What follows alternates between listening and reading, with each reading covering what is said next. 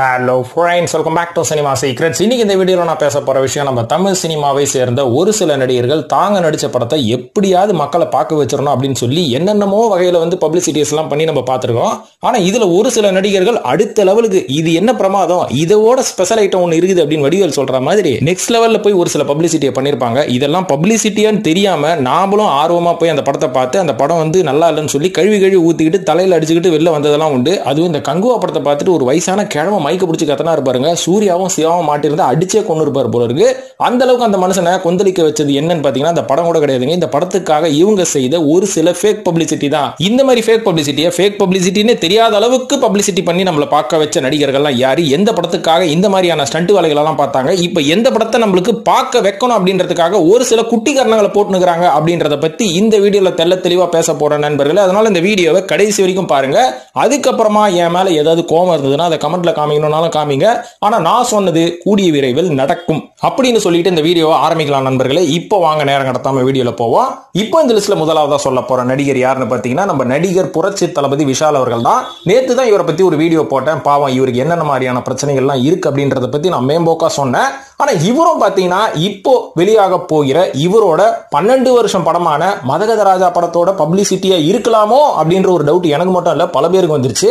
இதுக்கு ஒரு உதாரணமா ஒரு சில காரணங்களை சொல்லலாம். இதுக்கப்புறம் இதை சொல்லி முடிச்ச உடனே நீங்களே முடிவு பண்ணிக்கோங்க இது உண்மையாவே இவரோட பிரச்சனையாக இருந்தாலும் இந்த பிரச்சனையை இந்த படத்தோட பப்ளிசிட்டிக்காக இவர் யூஸ் பண்றாரா அப்படின்னு நம்மளே முடிவு பண்றதோட நீங்களே முடிவு பண்ணிக்கோங்க. அதாவது முதலாவதா என்ன தெரியுதுன்னா, இவர் அந்த மேடையில பேசும்போது இவரோட கைகள் ரொம்ப நடுங்கினதை பார்த்து தான் பல பேர் ஷாக் ஆயிட்டாங்க. என்னடா இது, விஷாலோட கை இப்படி நடுங்குது? அதாவது ராவா கட்டிங் அடிச்சு பழகப்பட்டவனுக்கு இன்னைக்கு சரக்கு வாங்கி தரன்னு கூட்டின்னு போயிட்டு ஒயின் ஷாப் கிட்ட ஏமாத்தி விட்டுட்டோம்னு வைங்களேன், சர்பத்து வாங்கி கொடுத்த கதையா அவனுக்கு எப்படி கையெல்லாம் நடுங்குமோ அந்த மாதிரி நடுங்கிட்டு இருந்தது. இதை பார்த்தவன தான் பல மீடியாக்கள் அவரை க்ளோஸ் அப் பண்ணி அவரோட கையை ரவுண்ட் அப் பண்ணி அவன் கண்டென்ட்டா மாத்திட்டு இருந்தான். ஆனா இந்த மைக்க பிடிச்சு பேசும்போது மட்டும்தான் இவரோட கை நடுக்கத்தை பார்த்தோம். ஆனா இந்த மேடையில ஏறதுக்கு முன்னாடி வெளில அவரோட ஃபேனுக்கு இவர் ஆட்டோகிராஃப்லாம் போடும்போது இவரோட கை ரொம்ப தெள்ள தெளிவா இருந்ததுங்க. மனுஷன் கொஞ்சம் வீக்கா இருந்தாலும் நல்லா சைன் போட்டாரு. இது மட்டும் இல்லாம அம்மணி குஷ்பு அவர்களை கட்டி பிடிச்சி உறவாடும் போது கூட இவருக்கு எந்த ஒரு நடுக்கமும் இல்ல, கொஞ்சம் ஆள் ஸ்லோவா தான் இருந்தாதே தவிர இந்த நடுக்கம் கிடுக்கம்லாம் ஒண்ணுமே கிடையாது. ஃபேஸ் கூட ரொம்ப ஃப்ரெஷ்ஷுங்க. ஆனா வைரல் ஃபீவர் வந்தா ஃப்ரெஷ்ஷா குளிச்சுட்டு வேஷ்டி சட்டையில மேடையில நிப்பாங்களா அப்படின்றது எனக்கு தெரியல. ஆனா இந்த வேஷ்டி சட்டை அப்படின்னு இன்னொரு ஞாபகமும் வருது. விஷால் அவர்கள் பெரும்பாலான இவரோட பிரஸ் மீட்டுக்கு வரும்போது இந்த மாதிரி ட்ரெடிஷனலா ஒரு மேக்ஸிமம் வந்ததே கிடையாது. ஜீன்ஸ் பேண்ட், தொப்பி, டி ஷர்ட் இந்த மாதிரி விதவிதமான டிசைனர் க்ளோத்ஸ்ல கூட நிப்பாரே தவிர வேஷ்டி சட்டையில நின்னதே கிடையாது. எதுக்குடா இந்த சோழியும் குடுமையும் சும்மா ஆடுது அப்படின்ற மாதிரி தான் தோணுது. சரி, இந்த வேஷ்டி மேட்டர்னால அவரோட வைரல் ஃபீவர் மேட்டர் நான் மறந்துட்டேன் பாருங்க. சரிங்க, வைரல் ஃபீவராவே இருக்கட்டும், நின்னது நின்னாச்சு, பப்ளிசிட்டி பண்றதும் பண்ணியாச்சு. ஆனா இவரோட இந்த நடுக்கத்துக்கு காரணம் பாலா அப்படின்றாங்க. பாலா ஒரு காரணமாக இருந்தாலுமே கூட சியான் விக்ரம் அவர்கள் ஒரு சில வருஷங்களுக்கு முன்னாடி காசின்னு ஒரு படம் பண்ணாரு. இதே மாதிரிதான் கண்ணு மார்கன்னா இல்ல, ஆனா அவர் கொஞ்சம் கண்ணு தெரியாத ஒரு நபர் மாதிரி, கண்ணு தெரியாத ஒரு பாடகர் மாதிரி அவர் படம் ஃபுல்லா ட்ரை பண்ணிருப்பாரு. ஆனா அது எதுவுமே ஃபேக் கிடையாது. அவரும் கண்ணை வருத்தி பண்ணனால அவருக்கும் ஏகப்பட்ட பிரச்சனைகள் இருந்தது கண்ணுல. அதுக்கப்புறம் அவர் ரெக்கவர் ஆகி வெளில வந்துட்டாருன்னு சொல்றாங்க. ஆனா விஷால் அவர்களால இன்னி வரைக்கும் எதனால வர முடியல அப்படின்னு பாத்தீங்கன்னா, என்னதான் பாலா அவர்களோட அந்த அவனிவன் அப்படின்ற படம் ஒரு ஆரம்ப புள்ளி, இவரோட உடல் பிரச்சனைக்கு ஆரம்ப புள்ளியாக இருந்தாலும் போக போக இவரோட குடிப்பழக்கம் ரொம்ப முத்தின நாள் தான் இவரோட உடல்நிலை பாதிக்கப்பட்டுருச்சு அப்படின்ற மாதிரி சொல்றாங்க. இதெல்லாம் இவரோட பர்சனாலிட்டி ப்ராப்ளமாக இருந்தாலுமே கூட இப்போ இந்த மாதிரி ஒரு மதகதராஜா படத்தை பப்ளிசிட்டி பண்ணணும்னு என்ன அவசியம்? எல்லா படத்தையும் தான் ஒரு பப்ளிசிட்டி பண்றாரு, இந்த படத்துக்கு மட்டும் என்னப்பா அது ஸ்பெஷல் கேர் அப்படின்ற மாதிரி கேட்டீங்கன்னா, முதல்ல இந்த படம் 12 வருஷம் கழிச்சு வருது. பல நாட்கள் விஷால் அவர்கள் இந்த படத்தை ரிலீஸ் பண்ணா இவரோட மார்க்கெட்டை இவர் மறுபடியும் பிடிச்சிடலாம் அப்படின்ற மாதிரி 12 வருஷம் யோசிச்சு இந்த படத்தை அவரால் கடைசி வரைக்கும் ரிலீஸ் பண்ண முடியல. காரணம் என்னன்னு பாத்தீங்கன்னா, இந்த படத்தோட ப்ரொடக்ஷன் மற்றும் டிஸ்ட்ரிபியூஷன் ரைட்ஸ் ஃபுல்லாவே ஜெமினி பிலிம் சர்க்கியூட் கிட்ட இருந்தனால இவரால் எந்த ஸ்டெப்பும் எடுத்து வைக்க முடியல. ஆனா போன வருஷம் தான் இதோட ரிலீஸ் ரைட்ஸை இவர் வாங்கிட்டாரு. இப்போ விஷால் பிலிம் ஃபேக்டரி மூலமாக தான் இந்த படத்தை ரிலீஸ் பண்ண போறாரு. அதனால பிக்கெஸ்ட் ரிஸ்க் நம்ம விஷால் அவர்களுக்கு தான் இருக்கு. இந்த படம் மட்டும் சரியா போகலனா விஷால் அவர்கள் கிட்ட அவரோட பக்கெட் லிஸ்ட்ல அடுத்த படமே கிடையாது. இந்த படம் அவருக்கு ஒரு கம்பேக் கொடுக்கறதுக்கான வாய்ப்புகள் நிறையவே இருக்கு. இதனால கூட இவர் இந்த அளவுக்கு ரிஸ்க் எடுத்து இந்த மாதிரியான ஒரு பப்ளிசிட்டி பண்றதுக்கான வாய்ப்புகளும் இருக்கு. இது மட்டும் இல்லாம ஒரு சில மாதங்களுக்கு முன்னாடி விஷால் அவர்கள் நல்ல உடல்நிலை செம்மையா இருந்ததுங்க. அதுவும் ரத்னம் படத்தோட போஸ்ட் ப்ரொடக்ஷன் அதுக்கப்புறம் அதோட ப்ரமோஷன் எல்லாம் பாத்தீங்கன்னா மனுஷன் ரொம்ப ஃபிட்டா தான் இருந்தாரு. அவரோட இன்ஸ்டாகிராம் பேஜை ஃபாலோ பண்ற பல பேருக்கு தெரியும், அவர் நிறைய பிசிக்கல் ஆக்டிவிட்டி ஒர்க் அவுட்லாம் வெறும் அக்டோபர் மாசங்க, எத்தனை மாசங்க ஆகுது, அக்டோபர் மாசம் ஒரு 3 மாசம் இருக்குமா, 3 மாசத்துக்கு முன்னாடி கூட ரொம்ப ஆக்டிவா இருந்த மனுஷன் திடீர்னு அப்படி மாறினார் அப்படின்றதுக்கு பின்னாடி நிறைய கேள்விகள் இருக்குது. இது எல்லாத்தையும் யூடியூப்ல அவங்களோட பங்குக்கு சொல்லிட்டு இருக்காங்களே தவிர நம்மளுக்கு இருக்கிற காமன் சென்ஸ் வச்சு நம்ம யோசிக்கணும். இதையும் தாண்டி விஷால் அவர்களுக்கு பப்ளிசிட்டினா பிடிக்காதுங்க. அவர் ஏங்க இதெல்லாம் பண்ண போறாரு அப்படின்னு கேட்டீங்கன்னா, விஷால் அவர்களுக்கு பப்ளிசிட்டினா பிடிக்காதா, சேதுராமன் கிட்ட ரகசியமா அப்படின்னு கேட்கற மாதிரி இருக்கு. ஏன்னா விஷால் அவர்கள் ஏகப்பட்ட பப்ளிசிட்டிஸ் அவரோட வாழ்க்கையில பண்ணிருக்காரு. அது எல்லாத்தையும் சொன்னா இந்த வீடியோ பத்தாது. உதாரணத்துக்கு சமீபத்தில் நடந்த ஒரு சில விஷயங்களை சொல்றேன். அதாவது விஜய் அவர்கள் அரசியலுக்கு வரப்போறேன் அப்படின்ற ஒரு அனௌன்ஸ்மெண்ட் பண்ண உடனே இவரும் அரசியலுக்கு வரப்போறேன், ரசிகர் மன்றத்தை அரசியல் கட்சியா மாத்த போறேன் அப்படின்ற ஒரு அறிக்கையை வெளியிட்டதும் இவர் தான். விஜய் அவர்கள் ஓட்டு போடுறதுக்கு சைக்கிள்ல வந்த மாதிரி இவரும் ஒரு நாள் போய் சைக்கிள்ல போய் ஓட்டு போட்டாரு. இதுவும் எதனால அப்படின்றத நான் சொல்லி உங்களுக்கு தெரியணும் இல்ல. இது மட்டும் இல்லாம எதுக்கு சைக்கிள்ல வந்தீங்கன்னு கேட்டதுக்கு என்கிட்ட இருக்கிற காரெல்லாம் வித்துட்டேன், பெட்ரோல் விலைக்கு காருக்கு பெட்ரோல் போட முடியலன்னு ஒரு அந்தர் பெல்ட்டி அடிச்சாரு பாருங்க. இதெல்லாம் நம்புற மாதிரி அங்க இருக்கு. ஏங்க பொய் சொன்னாலும் பொருந்த சொல்லணும்ல. இந்த மாதிரியான பப்ளிசிட்டிக்கு விஷால் அவர்களுக்கு பஞ்சமே கிடையாது. இவ்வளவு ஏங்க இவ்வளவு நாளா விஷால் அவர்களோட ஃப்ரெண்டுன்னு சொல்லி திரையுலகை சேர்ந்த ஒரு சில பேரை தான் நம்மளுக்கு தெரியும். ஆனா இன்னைக்கு யூடியூப்ல எந்த பக்கம் பார்த்தாலும் விஷால் அவர்களோட ஃப்ரெண்டுன்னு சொல்லி ஒருத்தர் பேட்டி கொடுத்து அவர் மேல சிம்பத்தி வர மாதிரி என்னென்னமோ விஷயங்கள் எல்லாம் சொல்லிட்டு இருக்காரு. இது பேர் பப்ளிசிட்டி இல்லையா? பப்ளிசிட்டி தாங்க. நம்புறீங்களோ நம்பலையோ நீங்க உங்க சைட்ல ஆராய்ச்சி பண்ணிக்கிட்டு இவருக்கு உண்மையாவே உடல் பிரச்சனை இருந்தா இவர் சீக்கிரமா ரெக்கவர் ஆகி வந்துடணும் அப்படின்ற மாதிரி நீங்க பிரார்த்தனை பண்றீங்களோ இல்ல மனசுல நினைச்சுப்பீங்களோ அது உங்களோட விருப்பம். ஆனா இது ஒரு பப்ளிசிட்டி ஸ்டண்டா மட்டும் இருந்ததுன்னா இந்த படம் ரிலீஸ் ஆனதுக்கு அப்புறம் வித்தின் 1 மந்த்ல விஷால் அவர்கள் ரெக்கவரி ஆகி சூப்பரா வந்து நிப்பாரு. அதுக்கப்புறம் தான் நான் சொல்றதை நீங்க நம்புவீங்க. சரி, விஷால் மேட்டர் இதோட முடிச்சிருவோம். இதுக்கு அடுத்ததா சொல்ல போற நடிகை யாருன்னு பாத்தீங்கன்னா நடிகை நயன்தாரா அவர்கள். இவங்க அந்தர் பெல்ட்டி அடிச்சாங்க பாருங்க. இவங்களும் பாத்தீங்கன்னா ஏகப்பட்ட பப்ளிசிட்டிஸ் அப்பப்ப பண்ணுவாங்க. என்ன கொஞ்சம் நெகட்டிவ் பப்ளிசிட்டியா பண்ணி இவங்களோட பேரை இவங்க தக்க வச்சுக்கிட்டே இருப்பாங்க.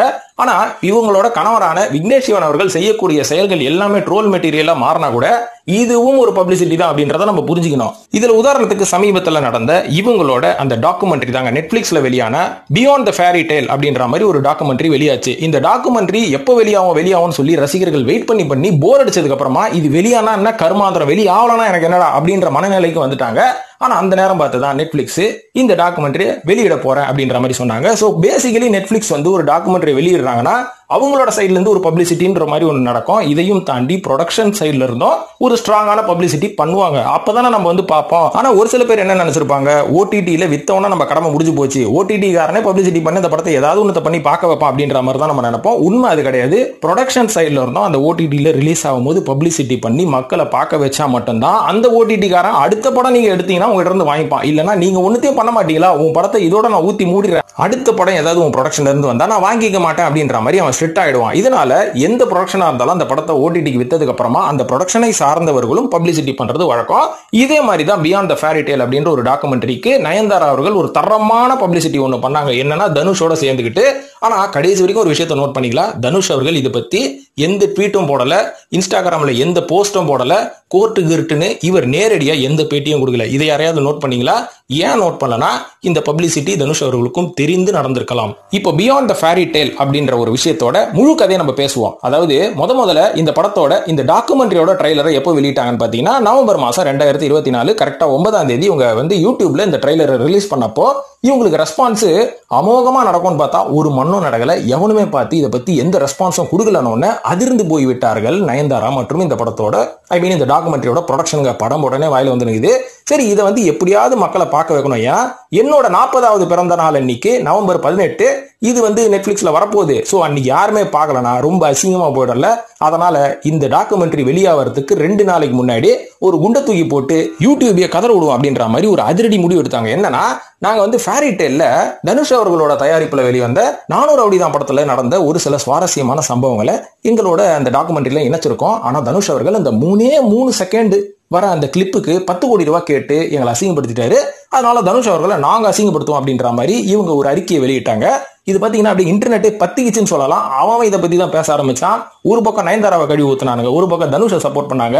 எது நடந்ததோ இல்லையோ எல்லாரும் போய் அந்த டாக்குமெண்ட்ரியை நெட்ஃபிளிக்ஸ்ல போய் பார்த்தாங்க. இதனால பார்த்தாங்கன்னா எவ்வளவு கிளிப் அவங்க யூஸ் பண்ணிருக்காங்க தனுஷ் அவர்களோட ப்ரொடக்ஷன் படத்துல இருந்து. இது எல்லாமே முடிஞ்சதுக்கு அப்புறமா அந்த டாக்குமெண்ட்ரியும் வெளியாகி ஒரு வாரத்துக்கு அப்புறமா சவுண்டே காணா.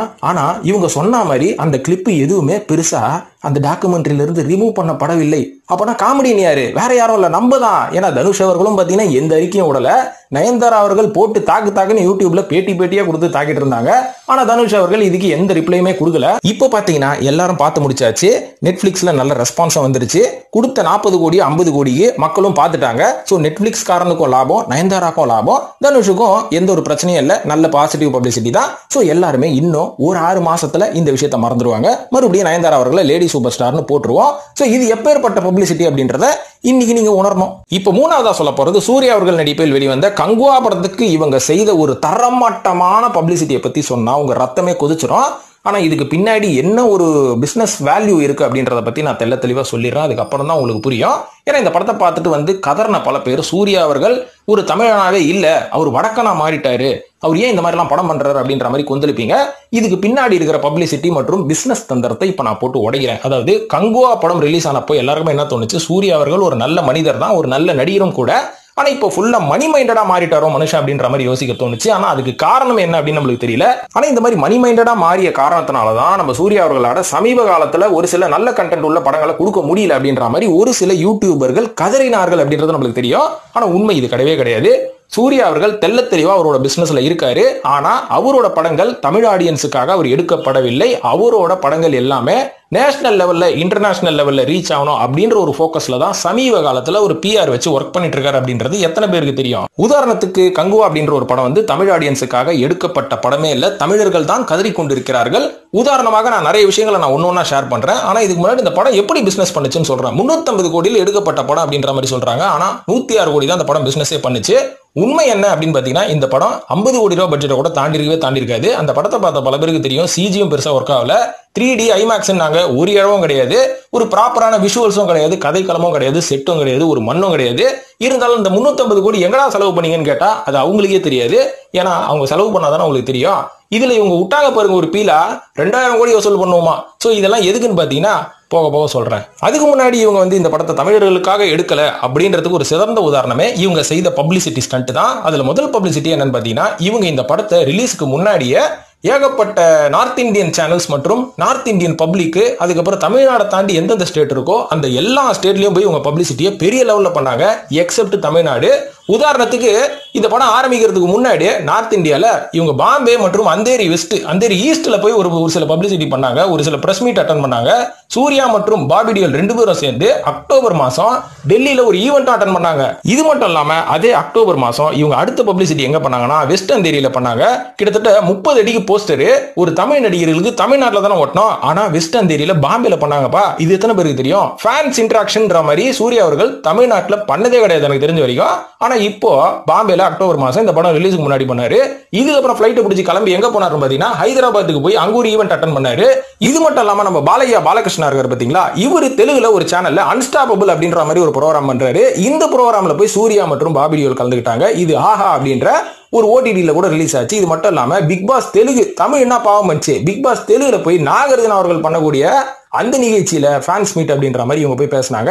வைசாக்ல ஃபேன் மீட் அட்டன் பண்ணாங்க. அப்படியே ஃபிளைட்டை பிடிச்சி பெங்களூர் ஃபீனிக்ஸ் மால்ல போய் அங்கேயும் போய் ஃபேன் மீட், திருவனந்தபுரத்துல ஃபேன் மீட், கொச்சின்ல ஃபேன் மீட், இதையும் தாண்டி டைரக்டரோட சேர்த்து ஹைதராபாத்ல ஒரு ஃபேன் மீட், அப்படியே ஃபிளைட்டை பிடிச்சி வெளிநாட்டுக்கு போய் துபாயில போய் ஈவெண்ட் பண்ணாங்க. துபாயில ஈவெண்ட் பண்ணதையும் தாண்டி தமிழ்நாட்டு பக்கம் தப்பி வந்துடக்கூடாது அப்படின்னு சொல்லி இப்படியே வேற ஸ்டேட்டா சுத்திட்டு இருந்தவங்க தமிழ்நாட்டில் என்ன பண்ணலாம், இவ்வளவு ரிஸ்க் எடுக்க முடியாது, இவனுக்கு முன்னாடி போய் நிக்க கூடாது, நம்ம சிம்பிளா ஏதாவது ஒரு கண்டென்ட் போடுவோம், அதை வச்சு அவன் வந்துருவானுங்கன்னு சொல்லி ஞானவேல் ராஜா அவர்களை தூண்டி விட்டு இந்த படம் நாங்க 1000 கோடி 2000 கோடி வசூல் பண்ணணும்னு ஞானவேல் ராஜா ஒரே ஒரு இன்டர்வியூ தான் வடிவேல் சொல்லுவாரு, ஒரே ஒரு பாம், ஒரு போலீஸ் ஸ்டேஷன் 4 பிசி அவுட்னு வர அந்த மாதிரி இந்த ஒரே ஒரு கண்டென்ட் வச்சு 4.5 கோடி மக்கள் அவுட். சோ அந்த அளவுக்கு ஒரு தரமான ஒரு வார்த்தைனால அத்தனை பேரை கன்வெர்ட் பண்ணி டிக்கெட்டா கொண்டு வந்துட்டாங்க. இந்த மாதிரி முட்டாள்கள் எங்க இருப்பாங்க? நம்ம ஊர்ல தான் இருப்பாங்க, இன்க்ளூடிங் மீன் சொல்லிக்கலாம். ஏன்னா நானும் ஃபர்ஸ்ட் ஷோ போய் இந்த படத்தை பார்த்தேன் பாத்தீங்களா, அதோட வழி தான் இப்போ இந்த மாதிரி நான் கதறிட்டு இருக்கிறேன். சரி இது விடுங்க, கழுத ஞானவேல் ராஜாவோட தான் போச்சா அப்படின்னு பாத்தீங்கன்னா சூர்யா அவர்களே ஒரு பேட்டியில சொல்றாரு, இப்பேற்பட்ட படத்தை என் வாழ்க்கையில நான் பார்த்ததே இல்ல, தியேட்டர் கொந்தளிக்கும் அப்படின்ற மாதிரி ஒரு பேட்டியை கொடுத்தாரு.